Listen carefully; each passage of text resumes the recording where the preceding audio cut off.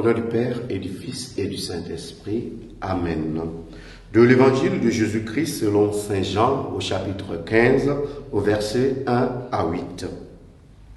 En ce temps-là, Jésus disait à ses disciples, « Moi, je suis la vraie vigne, et mon Père est le vigneron. Tout sarment qui est en moi, mais qui ne porte pas le fruit, mon Père l'enlève. Tout sarment qui porte du fruit, il le purifie en le taillant pour qu'il en porte davantage. Mais vous, déjà, vous voici purifiés grâce à la parole que je vous ai dite. Demeurez en moi, comme moi en vous. De même que le sarment ne peut pas porter de fruit par lui-même s'il ne demeure pas sur la vigne, de même, vous non plus, si vous ne demeurez pas en moi. Moi, je suis la vigne, et vous les sarments. Celui qui demeure en moi et en qui je demeure, celui-là porte beaucoup de fruits, car en dehors de moi, vous ne pouvez rien faire. Si quelqu'un ne demeure pas en moi, il est comme le sarment, jeté dehors et il se dessèche. Les sarments secs, on les ramasse, on les jette au feu et ils brûlent.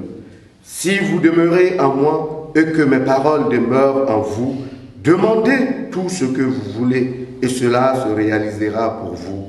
Ce qui fait la gloire de mon Père, c'est que vous portiez beaucoup de fruits et que vous soyez pour moi des disciples. Acclamons la parole de Dieu. Louange à toi, Seigneur Jésus. Bien-aimés dans le Seigneur, l'évangile de ce jour nous permet de prendre conscience d'une chose. Nous pouvons douter de tout, mais nous devons avoir la certitude que Dieu est en mouvement pour nous. Dieu prend l'initiative pour notre salut. Mais en même temps aussi, nous devons nous rendre compte qu'il nous faut aller à cette source de vie pour pouvoir vivre, même dans l'aujourd'hui et dans la réalité qui est la nôtre. Si nous ne nous attachons pas à Dieu, si nous nions sa présence, si nous nous coupons de lui, eh bien, nous pouvons continuer à vivre dans la société, mais nous serons des coquilles vides. Nous serons morts intérieurement. Et voilà là où le Seigneur nous attend. Si nous voulons porter du fruit, eh bien, nous devons être capables de nous enraciner en lui. Parce que si nous refusons cet enracinement, eh bien, la mort inéluctable viendra frapper à notre porte. Et en ce moment, nous serons quoi faire? Pourquoi? Parce que nous serons livrés à nous-mêmes. Et ce qui est important dans cet évangile aussi, c'est que il faut qu'en tant que chrétiens, nous évitons de prendre des raccourcis. Nous devons éviter de prendre des raccourcis parce qu'il est clair, le Seigneur est à l'œuvre et il le dit clairement. Si nous demeurons en lui et que nous demandons tout ce que nous allons demander, il le fera pour nous. Mais beaucoup de fois, nous demandons, mais nous ne voulons pas demeurer avec lui. Nous voulons prendre des raccourcis parce que c'est intéressant de demander des signes, c'est intéressant de demander des miracles, c'est intéressant, eh bien, de voir l'action de Dieu se produire dans l'aujourd'hui de notre vie.